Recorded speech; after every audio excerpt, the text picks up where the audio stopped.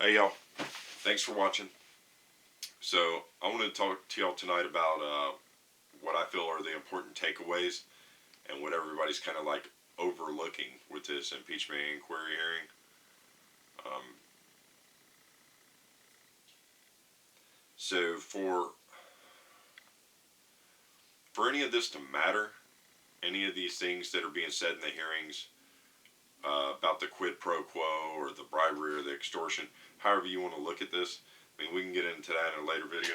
I got Black's Law Dictionary right here to explain to you the exact legal definitions of all those things. Um, but right now, for this video, um, what you need to understand is that for any of that matter, it all has to go back to the president, and it all has to go back to the president wanting this investigation in exchange for the military aid, and to a lesser degree, the White House meeting and the phone call, but mainly for the defense aid, and that had to be contingent due to the fact that the president wanted it to gain a political advantage in the 2020 election against Joe Biden. That's the alleged crime. That's the claim here.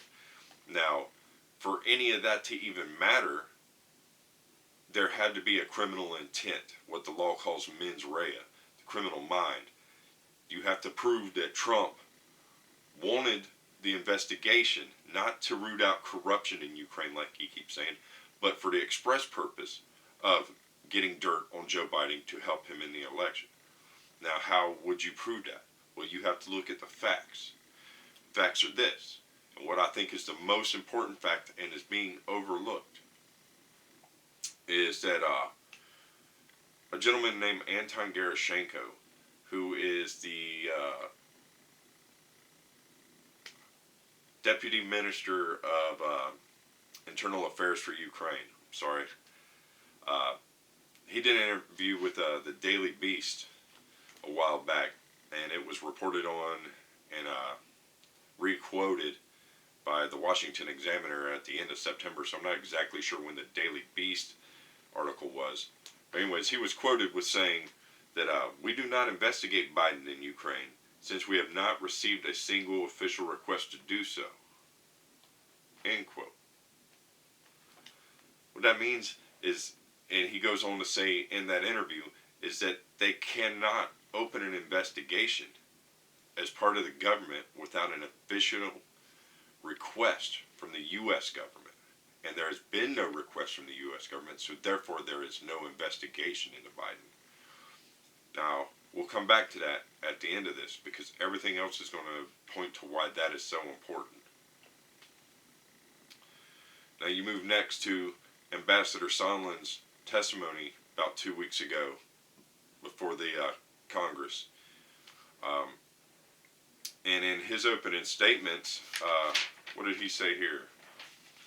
I later came to believe the resumption of security aid would not occur until there was a public statement from Ukraine committing to the investigations of the 2016 elections and Burisma as Mr. Giuliani had demanded.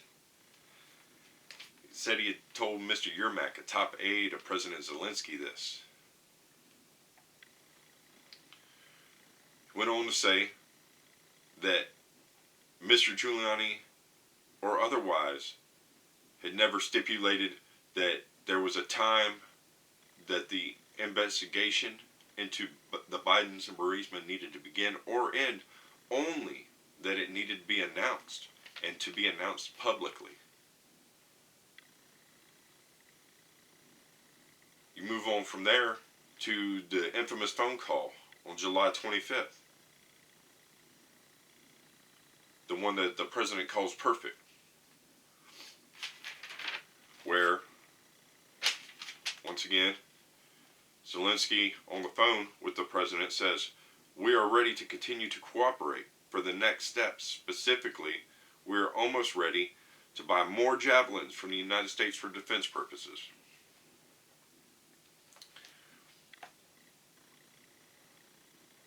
What were they doing to get ready? What could they possibly need to buy more javelins? Well, I know that they needed $400 million in financial military aid from the United States that the president was holding up. That again, Ambassador Sondland said had no clear or credible explanation for why there was a hold. So what else did they need to do to be ready to? So if they needed $400 million, we'll work backwards. You need the javelins. To get the javelins, you need money. To get the money, you need to announce. Oh, you needed to announce an investigation. Well, why don't you just ask him to? I mean, you just kind of did right there, right next. Right after that, the president goes in to say in that July 25th phone call, I would like you to do us a favor, though. He goes in to talk about CrowdStrike and the server and doing an investigation into that. Then he also goes in talking about the Bidens and Burisma. And speaking with the Attorney General, Rudy Giuliani. Because Rudy's a good man. And he should talk to him. Of course, Zelensky did go on to say that an aide of his had just spoken to Mr. Giuliani recently, and that they couldn't wait for Mr. Giuliani to arrive in the Ukraine.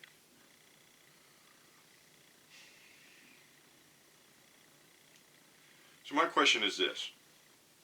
Why even release the money after that? I mean, it ended up getting released on September 11th, and Republicans say there couldn't have been a quid pro quo because there was no aid. They didn't even know the aid was held up, except for Sondland testified before Congress that Zelensky asked Mike Pence himself during a meeting on September 1st where the aid was. Something to the effect of, where is my check?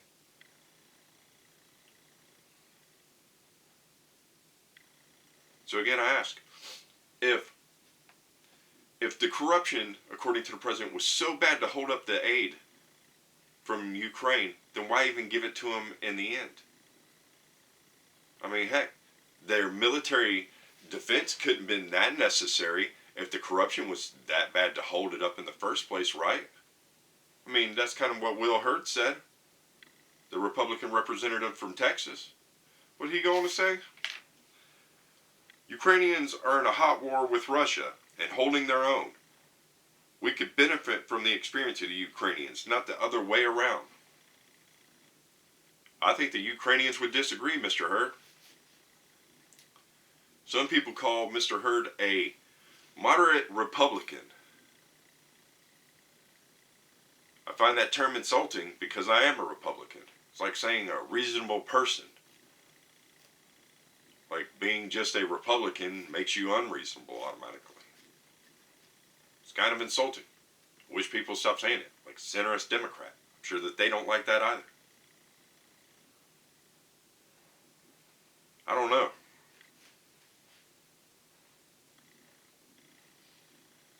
Again, it all ties back. It all ties back to the whole notion that the president, if he wanted an investigation into the Bidens, into all of these things, he would have come out from the very beginning and said, please do this investigation. He did not do this. He sent Rudy Giuliani, who is not part of our Foreign Affairs Committee. He's not part of the U.S. government. He should not be doing any kind of diplomacy for us, especially as the president's personal attorney, especially when he goes on to cable news and says that his whole interest in Ukraine was defending the president as his personal client. Here he is saying, please meet with the Attorney General, William Barr, and please meet with my private attorney, Rudy Giuliani. And I'm not going to make a formal request for this investigation because I'm not really interested in corruption. It's all right there for you guys. There's the mens rea. There was never any real interest in stopping Ukrainian corruption. It was all to benefit the president. And that is the crime. I've got a suggestion. to help get us out of these kind of situations in the future? Besides getting money out of politics, how about we get rid of parties? Partisanship seems to be the worst thing about our government right now, making it so damn ineffective. How about we just start voting for individual candidates based on their beliefs and their records and what their goals and their vision for the future of America and the world are? I don't know. Maybe that'll work. It's just my opinion, guys. I hope you liked this video. And if you did, remember to like, subscribe, and share. If you didn't, you hated it, you know what to do. Subscribe, hit that notification bell, and you can come back and hate me again tomorrow. Bye.